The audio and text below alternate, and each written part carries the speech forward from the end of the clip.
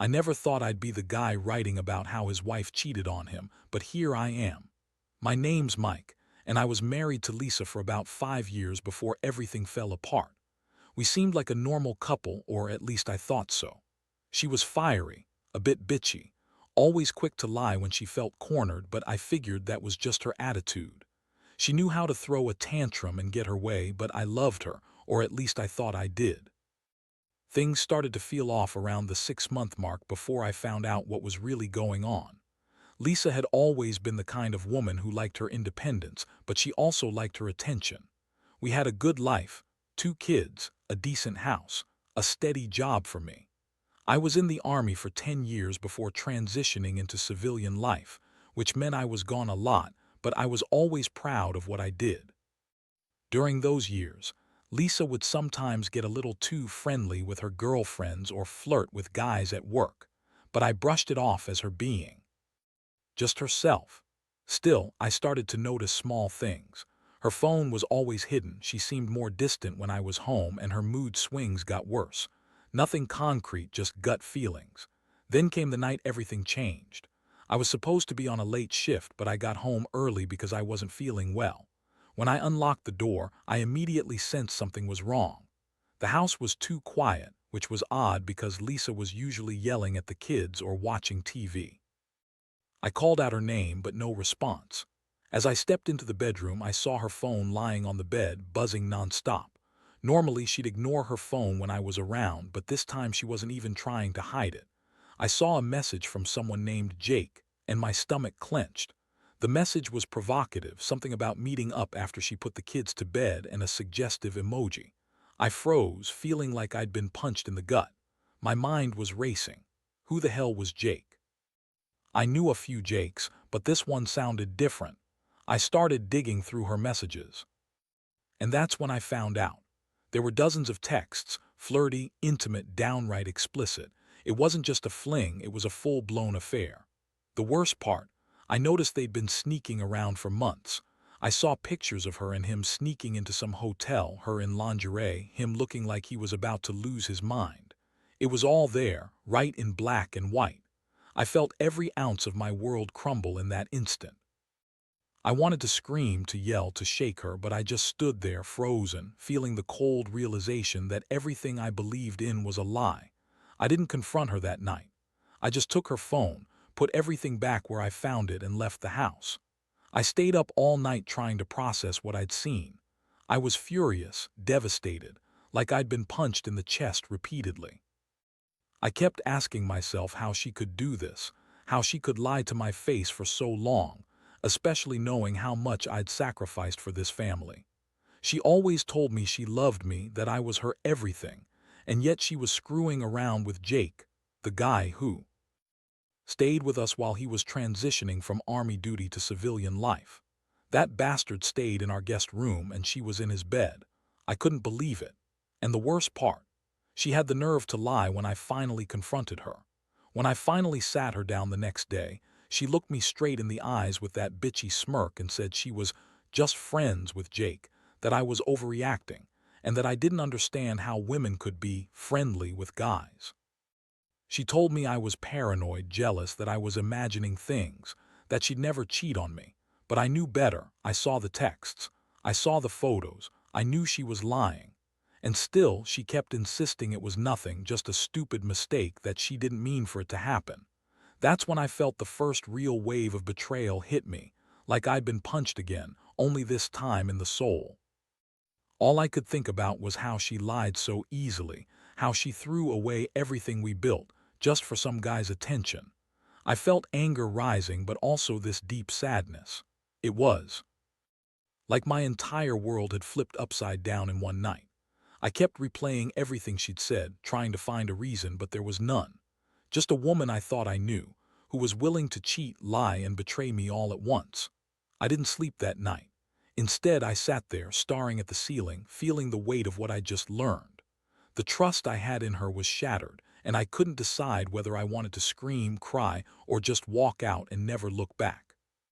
After that night, everything changed.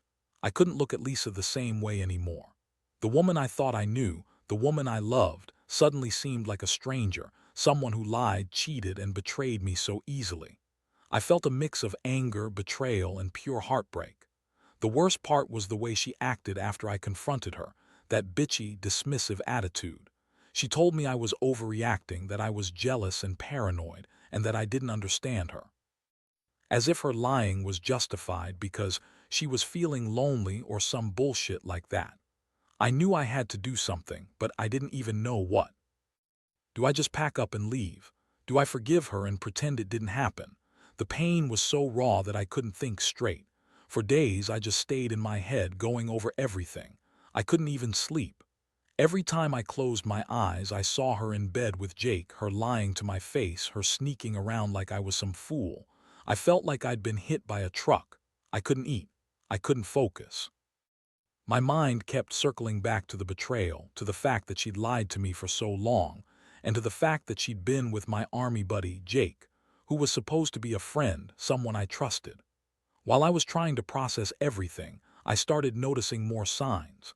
Lisa's attitude got even bitchier. She snapped at the kids for the smallest things, made excuses to stay out late, and started hiding her phone even more. I'd catch her sneaking into the bathroom with her phone or locking it when I got close. That was a clear sign she was hiding something, but I didn't want to believe it. I told myself maybe she was just stressed, or maybe she was pissed I was home more since I left the army. Then came the bigger shock. One afternoon, I was in the garage working on my car when I saw her phone lying on the kitchen table, unlocked. I was about to leave it alone, but something made me pick it up. I wasn't proud of this, but I needed to see if she was really hiding something, if she was still lying. I scrolled through her messages just to check. That's when I saw a new string of texts from Jake. It was obvious they'd been talking again, even after I'd found out. The tone was even more intimate than before. She'd lied to me about ending things with him, and now I could see that she was planning to see him again, probably that very night. That was the moment I decided I couldn't stay silent anymore. I had to confront her again, but this time I wanted honesty, not her typical bullshit excuses. I waited until she came home from whatever she was doing, then called her into the living room. I showed her the new messages. Her face went pale and her eyes flicked. Nervously, she tried to deny it at first, said she was just talking about work, about the kids, about nothing important, but I knew better. I told her I'd seen everything, that I knew she was still sneaking around behind my back. That's when she got defensive, bitchy even. She rolled her eyes and said, "Oh, please, Mike, you're making a mountain out of a molehill. Jake's just a friend. You're overreacting because you're insecure." I lost it. I told her she was full of shit, that I knew she'd been lying the whole time, and how she thought she could get away with it just because she was bitchy and manipulative. I told her I was done, that I couldn't do this anymore, that I was tired of her lying, cheating, and playing the victim. I told her I wanted her out of my house, out of my life, that I was sick of being taken for a fool.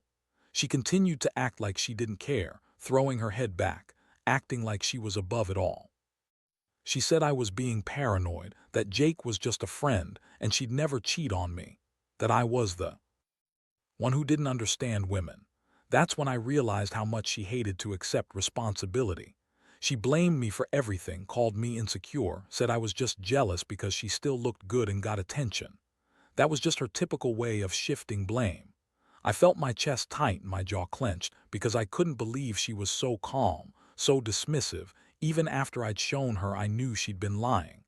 That night, I couldn't sleep. I kept replaying the scene in my head, the lies, the betrayal, her smug attitude. I felt like I'd been punched in the gut all over again. The pain was overwhelming, and I knew that I couldn't stay in that house anymore, not with her.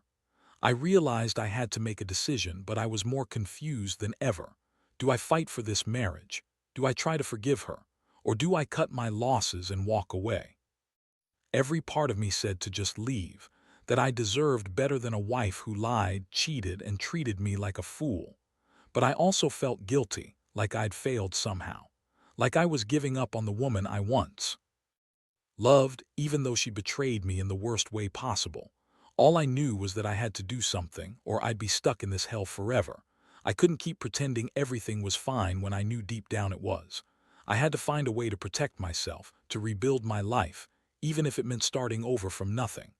The next morning, I woke up with a pounding headache and a knot in my stomach that wouldn't quit. I'd spent the whole night tossing and turning, trying to come up with a plan.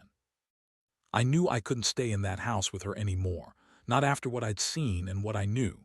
But I also didn't want to jump into anything impulsive. I needed to think carefully about my next move, about my kids, and about whether I wanted to fight for the marriage or just walk away. Lisa was already up when I finally dragged myself out of bed. She was sitting at the kitchen table, sipping coffee like she hadn't a care in the world. Her face was smug, like she thought she'd already won some kind of battle. She looked at me with that typical smirk and said, "Morning, Mike, sleep well." I wanted to punch her, but I kept my cool. I just sat down across from her, feeling the weight of everything pressing down on me. I told her I knew about Jake, that I'd seen the messages, the pictures, everything. Her eyes flicked nervously, but she quickly masked it with that bitchy attitude. "Oh, so now you're spying on me. That's real mature," she snapped. I told her I wasn't spying. I just saw what I needed to see, and I wasn't going to pretend anymore. I asked her straight out if she was still seeing him. Her face twitched, and she tried to deny it again, but I wasn't buying it. She said she was only talking to Jake because she was bored, that she didn't mean to hurt me, and that I was overreacting. That she was just a bitchy woman, and it was all my fault because I was never around enough. She threw out all these excuses, how she was lonely, how I'd changed after the army, how I didn't appreciate her. It was classic Lisa, blame shifting, avoiding responsibility, acting like she was the victim. But I wasn't falling for it anymore. I looked her in the eye and told her she was full of shit, that I'd seen the truth with my own eyes and I wanted her out of my house. She scoffed and said she wasn't leaving, that I was overreacting because I was insecure, that she still loved me, that Jake was just a friend. I couldn't believe her. I told her that if she loved me, she wouldn't have cheated, that I wasn't going to sit around and be lied to anymore. I told her she could pack her bags and leave today. Her face twisted in anger and contempt, but I was done listening to her bullshit. The thing was, I knew I needed to be practical. My head was spinning, but I couldn't just throw her out without some plan. I called my lawyer that afternoon and started looking into what it would take to file for divorce. I wanted her gone permanently. I also started thinking about the kids. I didn't want to ruin their lives, but I also knew I couldn't stay in this mess forever. I felt like I was caught between a rock and a hard place, betrayed by the woman I'd loved and then blindsided again by her refusal to accept the truth. While all this was happening, Lisa was still acting like she was the victim, throwing tantrums, yelling at me, calling me insecure and jealous. She kept insisting that she loved me and that I was overreacting, that Jake had been just a phase, and that she never meant to hurt anyone. But I knew better. I'd seen her face when she thought I wasn't looking, her guilt, her shame. That was all I needed to see. I realized that her words were just more lies, covering up the fact that she'd been unfaithful for months. I felt a deep sense of betrayal, like everything I thought I knew about my marriage was a lie. I thought about the years I spent defending her, trying to make our relationship work, and now I saw her for what she truly was, a woman who would cheat, lie, and manipulate her way through anything. I wanted justice for myself, for my dignity, and for my kids. I knew I had to get her out of my life, but I also felt the sting of guilt. Could I really leave her even after what she did? Would I be throwing away everything we built? By the end of the day, I'd made up my mind. I was going to file for divorce. I didn't want her in my house anymore. I didn't want to hear her bitch or see her lying. I wanted a clean break, a fresh start. The anger inside me was burning, but underneath that there was a deep sadness, because I still cared about her, or at least I wanted to. But I knew I couldn't keep living in this nightmare. I had to protect myself and my kids from her chaos. I packed a bag, told her she needed to leave that night, and prepared for what was to come. That night she packed her stuff without protest, probably knowing she'd pushed me too far this time. As she drove off, I stood in the doorway watching her go, feeling a strange mixture of relief and emptiness. I realized that I'd been taken for a fool for too long, that I'd let her manipulate me, but no more. I was done. I didn't know what the future held, but I knew one thing for sure. I was going to be betrayed like that again. I'd rebuild my life somehow, some way, and I'd never trust her again. The days that followed were a blur of legal meetings, packing, and trying to maintain some semblance of normalcy for the kids. I stayed busy, focusing on getting everything sorted out, dividing assets, talking to lawyers, making arrangements for the kids' custody. Still, the ache in my chest was constant. Every time I looked at their innocent faces, I felt a pang of guilt and regret. Part of me kept asking myself if I could have done something different, if I should have fought harder, or if I was just a fool for trusting her at all. Now that she was gone, the house felt so empty. It was strange not having her bitchy attitude, shouting at the kids or throwing tantrums over nothing. The silence was deafening. Honestly, I felt a mix of relief and guilt. Relief because I finally had space to breathe, and guilt because I knew I was losing the woman I thought I loved. But I also knew I couldn't stay with someone who betrayed me so badly. I'd given her a second chance, maybe even a third, and each time she just lied and played me for a fool. One thing I did realize was that I'd let her get away with a lot. Her manipulative attitude, her lies, her dismissiveness. I had always tried to be the good husband, the patient one, but she never changed. She kept pushing, pushing until I finally snapped.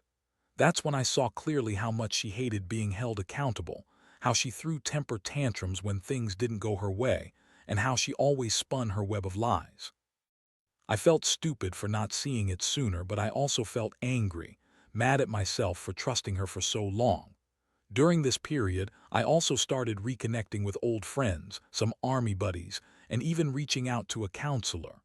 I knew I had a lot of hurt to process, and I didn't want to carry this pain forever. Honestly, talking through everything was some small comfort, even if I still felt broken inside. I realized that I'd been so focused on trying to fix her, to keep our family together, that I'd ignored my own needs. For the first time, I allowed myself to feel the full weight of betrayal, anger, and sadness, no more suppressing it. Meanwhile, Lisa was doing her best to spin the story her way.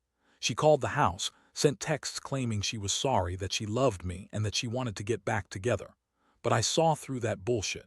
I knew she was just trying to manipulate me again, to make me feel guilty so I'd take her back.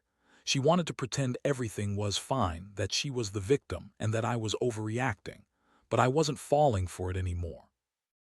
I had learned that her apologies were empty, just her way of trying to regain control. One day, she showed up at my workplace, crying, begging me to forgive her, saying she'd realized how much she loved me and that she'd made a terrible mistake. I listened, but inside I just felt numb. I told her I needed time, time to heal, to think, to figure out what I really wanted. I told her I wasn't interested in her apologies or her tears. If she truly loved me, she wouldn't have betrayed me, and she wouldn't keep trying to manipulate me now. That's when I saw the true colors: her anger, her frustration, her inability to accept responsibility. That night I sat alone in my house, staring at the empty walls, reflecting on everything. I knew I was hurt, but I also knew I was better off without her. I'd lost trust, yes, but I also gained clarity. I realized that I'd been too accepting, too patient, and I'd let her walk all over me for too long. I learned a harsh lesson about trust and betrayal. Not everyone is who they pretend to be. I also learned that I deserved someone who wouldn't lie, cheat, or manipulate me. I promised myself I'd never let someone do that to me again. At the same time, I mourned the loss of what I thought was my life, my marriage, my family, my future. It hurt so much to think about the years I invested in her, only to be blindsided by her lies. I questioned everything: my judgment, my worth, my happiness. But deep down, I also knew I had to rebuild. I had to focus on myself, on my kids, on healing from this nightmare. I was angry, yes, but also determined. No matter how much it hurt, I refused to let her destroy me. I was going to come out of this stronger, even if it meant starting all over. So I took it day by day. I filed for divorce, started the process of healing, and slowly began putting the pieces of my life back together. I still had moments where I felt broken, betrayed, and angry, but I reminded myself that I was better off without her. That someday I'd find someone who truly cared, who wouldn't lie or cheat or manipulate. That thought kept me going, knowing that in the end I'd come out stronger and wiser than I ever thought possible. The legal separation process dragged on longer than I expected, but honestly, each step felt like a small victory. I was finally getting some clarity and control back, even if a part of me still felt hollow. The courts were straightforward enough, dividing assets, arranging custody for the kids, and getting her out of my life officially. Every document signed, every step taken, was a reminder that I was moving forward, even if the emotional scars still throbbed beneath the surface. During this time, I saw her only a few times, mostly through lawyers or at custody exchanges. When she was around, her bitchy attitude was even more noticeable. She tossed jabs, tried to guilt me into changing my mind and act like she was the victim. I could tell she hated seeing me stand firm, and honestly, I didn't care. I'd learned to be cold when I needed to, and her manipulations no longer worked on me like they used to. I was done playing her game. I realized I'd been giving her too much power for too long, and that had to stop. The kids, though, they were the hardest part. They were young, innocent, and didn't understand why Mom left. I tried to be there for them as much as I could, keeping everything as normal as possible.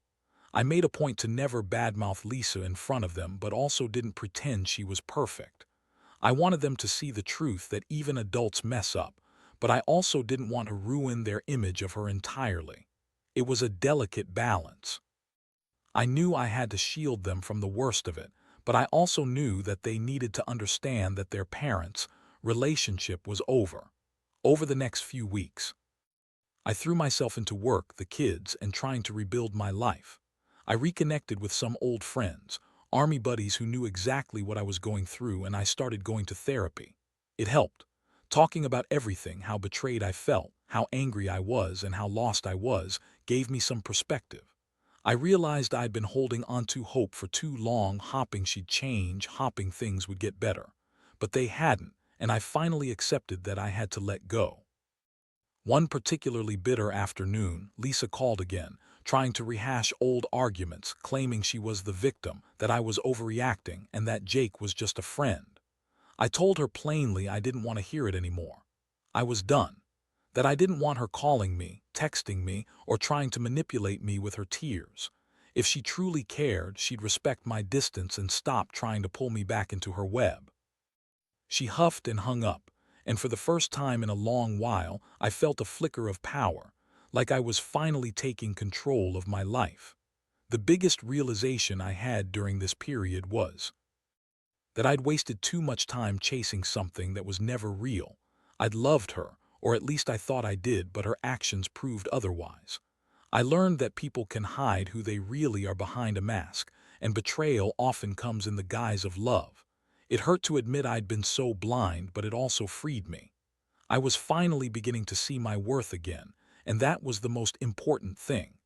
I also started thinking about my future. I wasn't ready to jump into anything serious yet, but I knew I needed to focus on myself and my kids first. I wanted to find happiness again, something genuine, built on honesty and trust. I knew I needed to rebuild my sense of self-esteem, which had taken a serious hit. I promised myself I'd never let anyone manipulate or betray me like that again. By the time the divorce was finalized, I felt a strange mix of relief and sadness. Relief because I was finally free from her chaos, from her lies and manipulations. Sadness because I knew I was losing the woman I once loved, and part of me still mourned that. But I also knew deep down that I was better off without her, that this whole nightmare had taught me a lesson, one I'd carry for the rest of my life. Trust is fragile and betrayal cuts deep. But I also learned that I was stronger than I thought, and I could survive even the worst kind of heartbreak. I'd come through this, battered but unbroken, and I was ready to start fresh. Alone if I had to be, but finally free. The finalization of everything, my divorce, the legal battles, the custody arrangements, was a relief, but honestly it also felt like the end of an era I'd been clinging to for far too long. Once the papers were signed, I finally allowed myself to breathe. For the first time in months, I felt a small flicker of hope. I looked at my kids, saw their innocent smiles, and knew I'd do anything to protect them from the chaos their mother brought into our lives. I realized that what mattered most now was rebuilding, myself, my relationship with the kids, and any kind of future I could carve out without her. Healing was slow. I still carried scars, both emotional and mental. Some nights I'd lie, awake replaying everything, the lies, the betrayal, her smug attitude.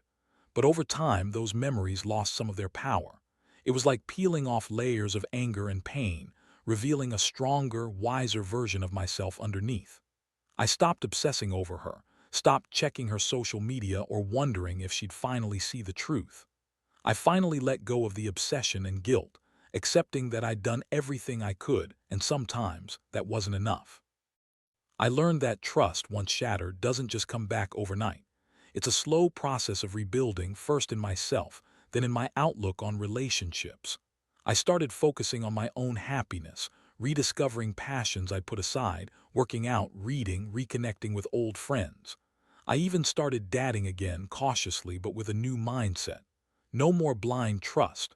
No more ignoring red flags. I've learned to listen to my gut, to recognize manipulative behavior, and to value honesty above everything else. Looking back, I see how much I was willing to accept, her lies, her manipulations, her attitude. I see how I let her walk all over me for too long, trying to fix something that was broken from the start. But I also see the lessons in all of it.